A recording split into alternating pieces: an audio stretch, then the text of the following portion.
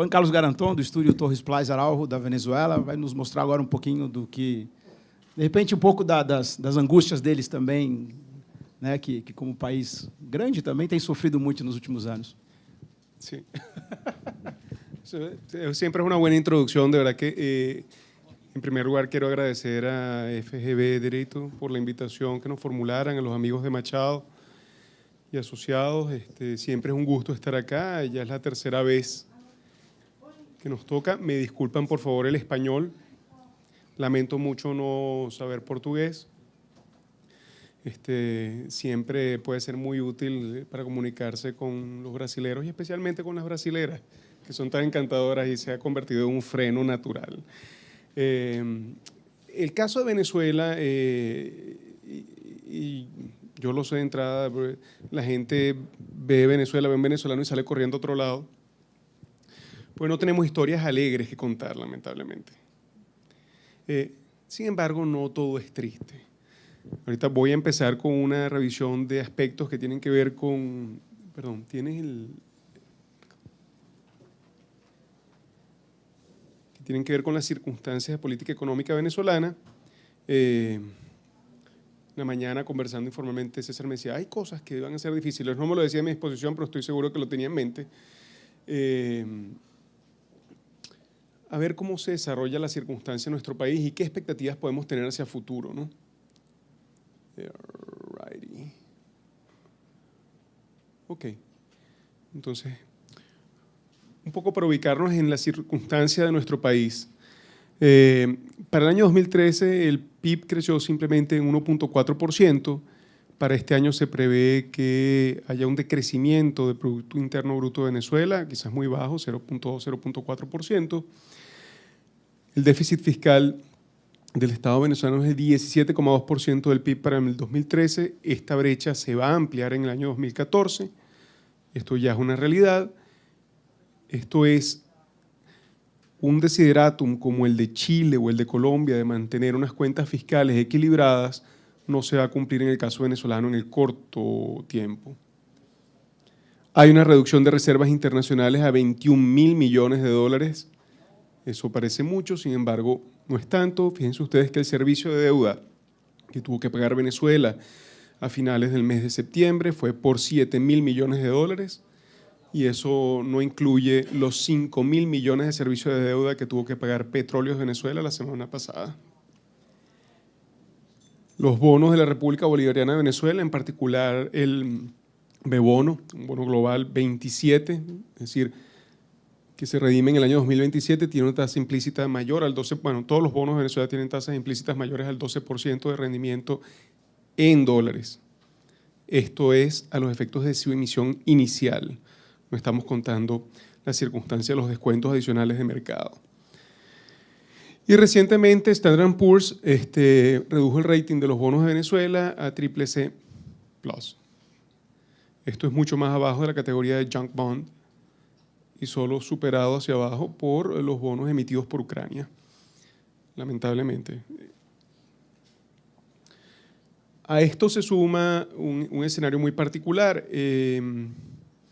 que tiene que ver con nuestra naturaleza. Venezuela ha reducido sus exportaciones significativamente, vista la política económica. Venezuela, que siempre fue un país exportador de petróleo y donde apalancaba su economía en el petróleo, y tanto es así que nos denominamos un petroestado, se ha convertido en un petroestado esencial. 96% de nuestras exportaciones son exportaciones de crudo y derivados y ellas básicamente evidencian más de un 60% del PIB del país.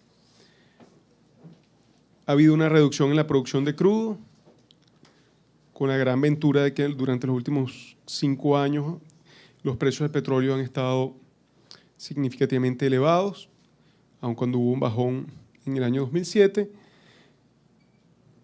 ¿Qué sucede con el caso de Venezuela? La cesta petrolera venezolana se estima en un promedio para este año de $76 por barril. Según distintos estudios económicos, para poder balancear su presupuesto, Venezuela necesita que la cesta de crudo esté en $121 de barril. Entonces estamos bastante lejanos a esa circunstancia. No solo eso, como les mencionaba, Venezuela está altamente endeudada. Si tomamos los parámetros o por lo menos la información numérica del Banco Mundial, Venezuela al cierre del 2013 mantiene deuda externa de 74.6 miles de millones de dólares. Nosotros le decimos millardos. Tenemos un préstamo con China que se mantiene en 38.000 millones de dólares. Petróleos de Venezuela debe 42.000 millones de dólares de deuda financiera y tiene obligaciones con contratistas por 10.000 millones de dólares. Pueden sacar los pañuelos. ¿Ok? ¿A dónde nos lleva esto? Perdón. Un punto adicional.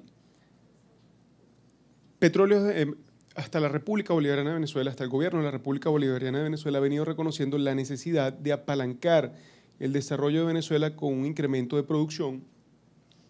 En teoría, Venezuela debería estar produciendo para comienzo del año 2014 3.2 millones de barriles de crudo por día. Esos 3,2 millones de barriles al cierre de 2014 debieran haberse convertido en 3.9 millones de barriles por día. Y ahí había la proyección de que para 2019 el monto, o mejor dicho, la cantidad de crudo producida llegase a los 5.2 millones de barriles. En estos momentos, en el mejor de los estimados, tal como se evidencia en los estados financieros auditados de Petróleos de Venezuela, llega a 2.6,5 millones de barriles. Eso significa que para llegar a esos montos, la República de Venezuela y los inversionistas tienen que hacer una inversión de 302 millardos de dólares en 5 años. Entonces ya son 302 millardos de dólares en 4 años y tanto. Es un monto verdaderamente significativo. El esquema fundamental para el desarrollo de estas inversiones es el conocido como empresas mixtas, donde Petróleos de Venezuela toma un 60% de la participación y, por tanto, del riesgo y de la obligación financiera. Venezuela no está en la capacidad de financiar el 60% de este monto, sin lugar a dudas. La consecuencia natural es que Venezuela va a tener que revisar los esquemas de participación si quiere utilizar el petróleo o seguirlo utilizando como un motor de crecimiento y, en este caso, del mantenimiento del Estado y la posibilidad de ordenar sus finanzas públicas. Y para poder atraer a esos inversionistas tiene que haber cambios necesariamente. Esos inversionistas no están en Venezuela.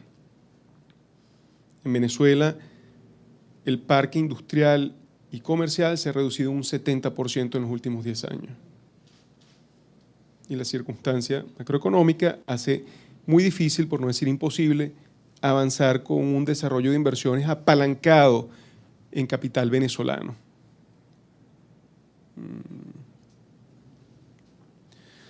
Problemas para los inversionistas. Y ojo, estoy hablando del sector petrolero, como puedo estar hablando de otro sector, que es un sector básico para la generación de desarrollo en los países, como es la inversión en infraestructura. Disculpen. En Venezuela hay una inflación para el cierre del 2013 fue de 56,3%. Para este año se presume anualizada sobre el 74%. Esta es la inflación oficial. Evidentemente, los listados de inflación no oficial indican que la inflación ha excedido el 100%, con el gran problema de que esa inflación, en cuanto se encuentra represada, se encuentra como contrapartida escenarios donde hay fundamentalmente deficiencias en los servicios públicos con precios controlados y otros escenarios de escasez de productos básicos, ¿no? El estimado de distintos economistas es que el año próximo la inflación debe exceder el 100%, inclusive bajo los parámetros oficiales. En temas de devaluación, el tipo de cambio el nuestro está vinculado al dólar de los Estados Unidos de América y ha estado anclado a lo largo del tiempo. La estrategia de anclaje ha generado cierto nivel de satisfacción local, pero ha generado muchísimas obligaciones de virtual, o mejor dicho, de imposible incumplimiento. Esa circunstancia llevó a que en 3 pasos, desde febrero de este año a mayo de este año, se generara un esquema con 3 presuntos tipos de cambio, que es lo que nos lleva a una serie de discusiones en materia tributaria, ¿no? Nosotros tenemos un tipo de cambio oficial, que son 6,30 bolívares por dólar. Tenemos un esquema de adquisición de divisas denominado SICAD 1, que está rondando entre 11,20 y 11,80 bolívares por dólar. Y tenemos un segundo sistema de adquisición de divisas denominado SICAD 2, que está en 50, 50.1, 50.2 bolívares por dólar. El tipo de cambio para operaciones alternativas, que no están prohibidas expresamente, está rondando los 104 bolívares por dólar. ¿Okay? Esa es la circunstancia que tenemos. En teoría, el SICAD 2 debía funcionar como un sistema transparente, objetivo y ciego. Así decía la regulación. Pues lamentablemente no es transparente, no es objetivo ni es ciego. Es sumamente opaco y solamente aquellos que se encuentran del lado de la procura de bolívares están en una posición de facilidad. Del otro lado, hay muchas limitaciones. De hecho, hoy por hoy se están subastando solamente alrededor de 27, 28 millones de dólares por día, cuando anteriormente se subastaban más de 90 millones de dólares por día. El monto puede parecer elevado para una economía pequeña con 27 millones de habitantes. Sin embargo, deben recordar, como mencionaba antes, que ha habido una reducción significativa del parque industrial y comercial y nosotros fundamentalmente importamos alrededor de un 70-80% de las cosas que consumimos en el país. Hay un control de cambio. Evidentemente, la circunstancia de los 3 tipos de cambio genera una serie de distorsiones significativas. A esto hay que acoplarlo el elemento del control de cambio, donde usted está obligado a vender las divisas que procura y encuentra la dificultad de obtener divisas para adquirir bienes y servicios necesarios para su actividad. Y hay un problema significativo de seguridad jurídica, esto es de inseguridad jurídica. Nuestro problema esencial hoy por hoy no es un tema tributario. Nuestro problema fundamental tiene que ver con la aplicación de la normativa en general, la existencia de una serie de límites y de permisos de solvencias para el desarrollo de actividades industriales, comerciales y similares, alrededor de 43 trámites distintos para la constitución de una sociedad y para su funcionamiento, evidentemente, muchísimos problemas más. La existencia de un régimen ampliado, muy ampliado, de revisión de precios, y es que en nuestro gobierno pasó a un segundo paso de su estrategia de control de precios. No es solo un control de precios, es un control de margen. Esto es, yo decido cuánto es el margen máximo de lo que tú debes ganar. Eso de suyo no es necesariamente malo si uno identifica que el margen indicado es 20%. Sin embargo, la realidad es que cuando los costos son fijados sintéticamente a 6.30, tú no tienes divisas a 6.30 para la satisfacción de los costos, sino tienes que pagar a 100 bolívares por dólar, evidentemente tú estás en una circunstancia perdidosa. ¿Okay? Bueno, de hecho, si ustedes ven acá, evidentemente en aspectos de seguridad jurídica, Venezuela es colocado por distintas instituciones especializadas, y este Freedom House como 147 dentro del índice global de 156 países analizados. Y por supuesto, estas son amistades muy peligrosas, ¿no? Sino que lo diga Miguel. En cuanto a la situación impositiva, para ya entrar en el punto específico, ¿no? Extrañamente, Venezuela no ha utilizado el sistema impositivo para atacar aún más a la población y la clase media. La ley de impuestos sobre la renta no ha sufrido modificaciones desde el 2007, igual ocurre para el impuesto al valor agregado, que es nuestro impuesto general a las ventas reconocido. Nosotros solo tenemos uno a nivel federal y no tenemos la locura que tienen en Brasil, a Dios gracias. Sí ha habido una expansión significativa de las contribuciones para fiscales. Esto es, en lugar de hacer ajustes a la ley de impuestos sobre la renta, se han creado una serie de tributos para fiscales que van al producido extrapresupuestario, extra Tesoro Nacional y a organismos particulares. Tenemos una contribución en materia de deportes que puede llegar a un 2% del enriquecimiento neto, lo cual significa una sobretasa de impuestos sobre la renta ya no de 34, sino de 37. Tenemos contribución de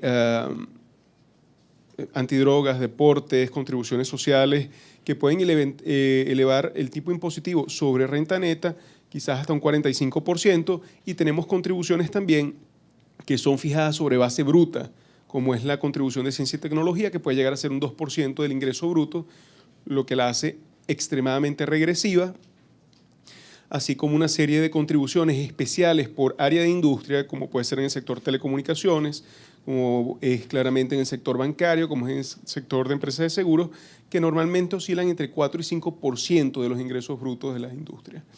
Entonces, sí ha habido un incremento significativo de la regresividad en la contribución corporativa o en la contribución fiscal de las sociedades, y ha ido por la vía lateral. Evidentemente esto es un gran problema porque no es solo un elemento de uniformidad legislativa, como sucede en el caso de Brasil, que ya es suyo, genera una serie de problemas, sino viene por el lado de la aplicación en la práctica de la normativa. Tienes una serie de órganos poco especializados aplicando normas tributarias, y tienes también a la vez un órgano decisor, que es el Tribunal Supremo de Justicia en Sala Constitucional, con muy poco conocimiento de la materia tributaria y que ha generado en los últimos 4 o 5 años unas distorsiones terribles en la aplicación de esa normativa. Entonces, si bien desde el 2007 las contribuciones, por lo menos el impuesto sobre la renta del IVA, no han visto modificaciones y se ha producido una expansión de las contribuciones parafiscales, las mayores modificaciones hemos visto por cambios de criterio de las administraciones y de los tribunales. Y estas van desde el punto de vista de la protección procedimental del contribuyente, esto es la posición de los tribunales de instancia de la Corte Suprema de Justicia en relación a las posibilidades de obtener una medida cautelar, es decir, una medida de suspensión de efectos, han cambiado radicalmente y han hecho virtualmente imposible obtener la medida. Yo tengo que demostrar que la determinación tributaria es obscenamente inadecuada y adicionalmente que me va a quebrar para poder obtener la medida, pero si yo indico que me va a quebrar, evidentemente el fisco tiene que proteger su interés. Entonces, se ha convertido en un absurdo. No podemos solicitar una medida cautelar porque justifica que el fisco pueda hacer un attachment, simplemente tomar una medida sobre los activos de la empresa. Insisto, el tema tributario genera una serie de consecuencias, pero no es lo más urgente en la agenda de las empresas que están ubicadas en Venezuela. Siguiendo los temas de situación impositiva, para bien o para mal, aquí viene la parte interesante de la noticia, Venezuela está claramente de espaldas al Foro Mundial. Cosa un tanto extraña, porque como hemos visto dentro de la práctica de FATCA y BEPS, evidentemente el Foro Mundial está buscando alternativas de incrementar su recaudación sin importar la coherencia o los resultados que puedan tener esas medidas de cara al contribuyente vistas situaciones de doble o múltiple imposición. Entonces nosotros tenemos que Venezuela no participa en el Foro Global para la Transparencia Fiscal de ninguna manera. No hay participación en esfuerzos de OCDE, incluyendo los esfuerzos de BEPS, contrario a lo que han hecho nuestros vecinos colombianos. Venezuela no forma parte de la lista de gobiernos que han avanzado esfuerzos para la firma de un Intergovernmental Agreement con Estados Unidos bajo FATCA. Fundamentalmente, la asociación bancaria y distintos bancos han venido avanzando en esos elementos de negociación. Y esto no deja de ser lógico, porque yo como banco, ¿para qué voy a querer que el gobierno de Venezuela, que además no quiere firmar por una circunstancia de, entre comillas, principio, un Intergovernmental Agreement con Estados Unidos, lo firme para que yo tenga que filtrar mi información a través del gobierno venezolano? No resulta muy lógico. Y por último, se han venido presentando una serie de problemas prácticos importantes en la aplicación de los convenios para evitar la doble imposición. Esto quizás es lo más grave, que es una pérdida del acervo histórico, del acervo cultural de nuestra administración tributaria. Con el paso del tiempo, quienes estaban y habían tomado experiencia, tanto en los elementos de negociación de política fiscal como en los aspectos de aplicación de los tratados, han venido saliendo de la organización, han venido siendo apartados, y entonces te encuentras que problemas que tú considerabas solucionados hace años vuelven a colocarse en la palestra. Algo tan sencillo como, pongo un ejemplo por un cliente nuestro brasilero, una importación de bienes bajo un contrato de ingeniería, procura y construcción, donde el receptor de los bienes es el Estado venezolano, y cuando se hace el pago, el Fonden decide retener. Nosotros le mostramos al Fonden varias consultas emitidas por la Administración Tributaria basadas en un proceso de discusión conjunta con un contratista hace 7 años, 6 años, 8 años. El Fonden y ellos dijeron, eso fue antes, ahorita lo interpretamos así. Y es un gran problema. ¿Por qué? Porque en la medida que a mí me retienen en exceso, en Venezuela, en la medida en que yo pago algo que no puedo compensar posteriormente o aprovechar en términos de bolívares, mi impacto es mucho mayor al impacto nominal. Porque si me retienen $100 calculados a 6.30, la realidad es que, o 100 bolívares calculados a 6.30, la realidad es que yo después no voy a poder recuperar ese dinero porque no voy a encontrar la forma de que a mí me entreguen dólares a 6.30. Si a mí me retienen en exceso, yo puedo ceder mi crédito al día siguiente a un tercero con un pequeño descuento, probablemente 5% de descuento. Eso nosotros lo consideramos pequeño dentro de las circunstancias que tenemos hoy en día. Pero cuando yo tenga mis bolívares, los 95 bolívares, yo no voy a dividir entre 6.30, voy a tener que dividir entre 100. Entonces eso nos va a generar una serie de problemas que se ven exponenciados por la forma en que la administración viene interpretando las normas. Nosotros tenemos un IVA que es muy sencillo de aplicar, pero tenemos una retención de IVA, igual que tienen ustedes en el Perú. En nuestro caso, la retención de IVA es el 75% del monto de IVA trasladado, lo cual hace que estructuralmente usted no pueda, al aplicar su dinámica de débitos y créditos, no pueda simplemente aprovechar toda la retención, sino que generalmente hay un excedente de retención. Y ese excedente de retención hay que solicitarlo, como se solicita en un mecanismo tipo tasa cero. ¿Cuántos creen ustedes que sean los tiempos de espera para obtener una devolución en bolívares devaluados? 1 mes, 2 meses, 3 meses, 6 meses, 12 meses, 18 meses, 2 años. Bueno, por ese último nos estamos más o menos guiando nosotros. Y eso en los mejores casos, porque adicionalmente ese tipo de circunstancias llevan a un sistema profundamente corrompido.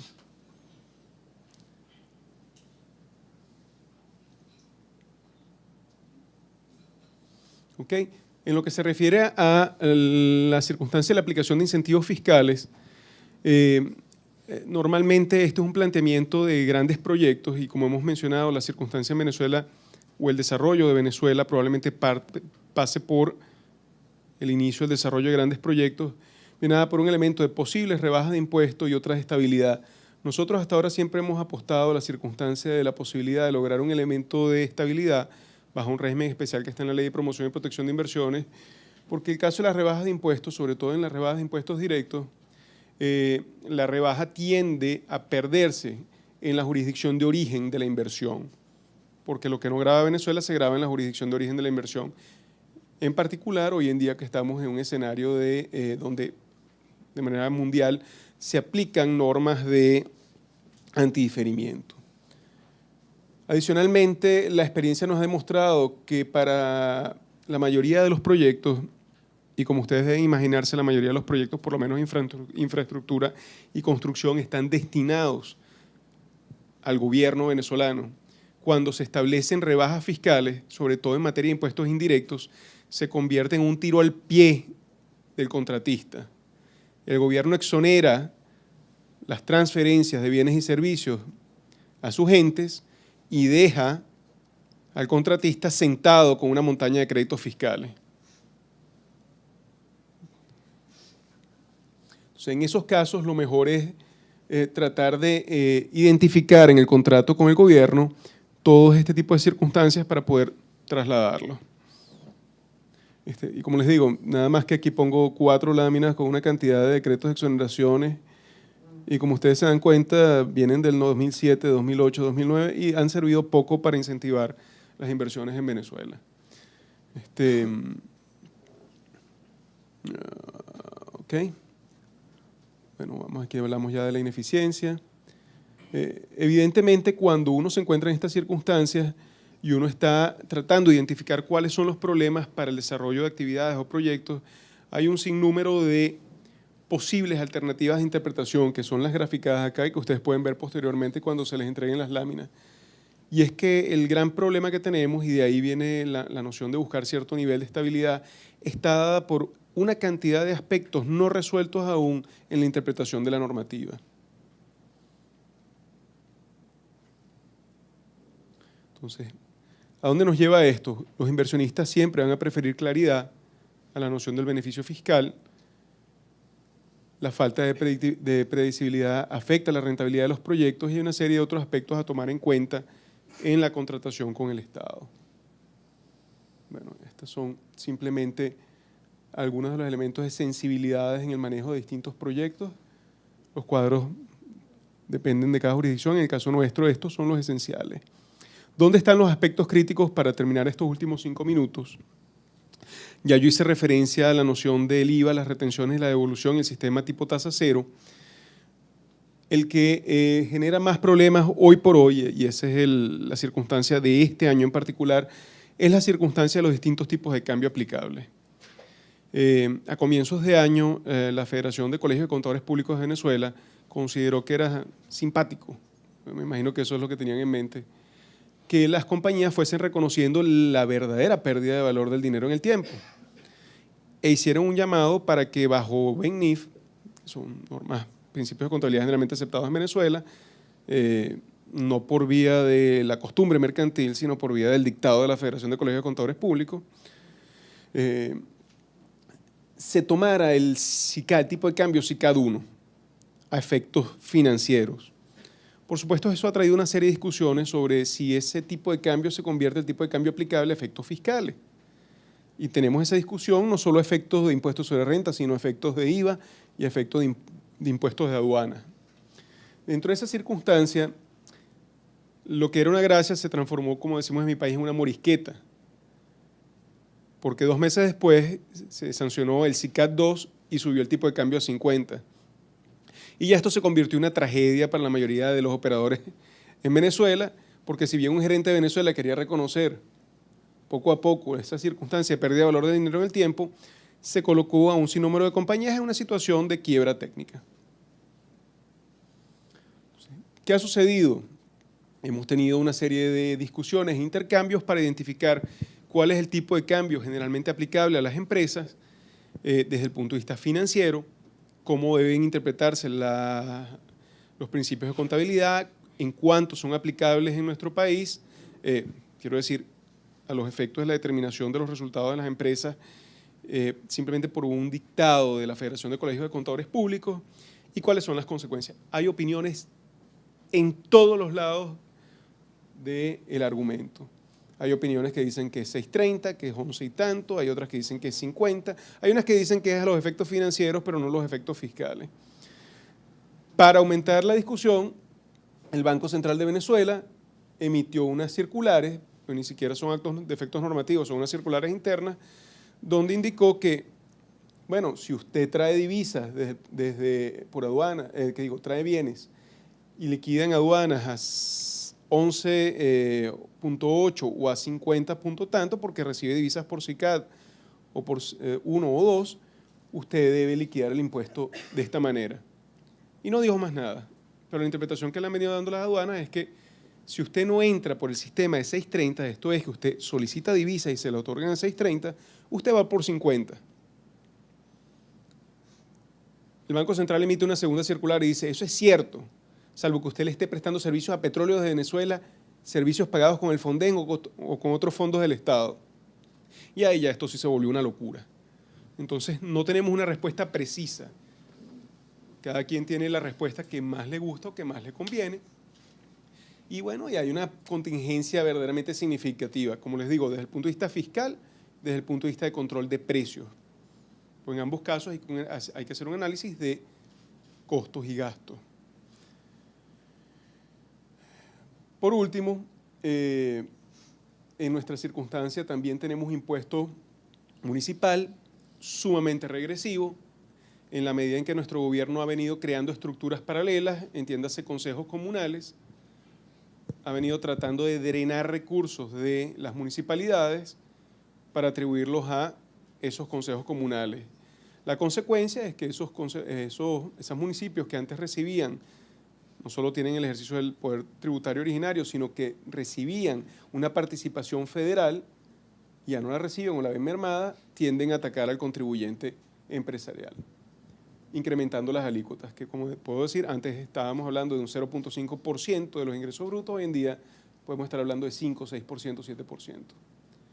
Entonces, esta es un poco la circunstancia del caso venezolano.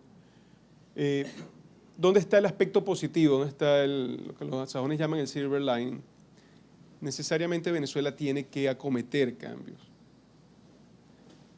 Tiene que acometerlos porque por sí sola no va a poder incrementar, o mejor dicho, no va a poder hacer frente a la circunstancia económica que estamos viviendo y a lo que se nos avecina. Ojalá esos cambios se puedan producir más pronto que tarde y mediante un acuerdo que genere un gobierno de unidad nacional, bueno, y podamos salir de la circunstancia de crisis en la cual nos encontramos. Bueno, muchas gracias a todos.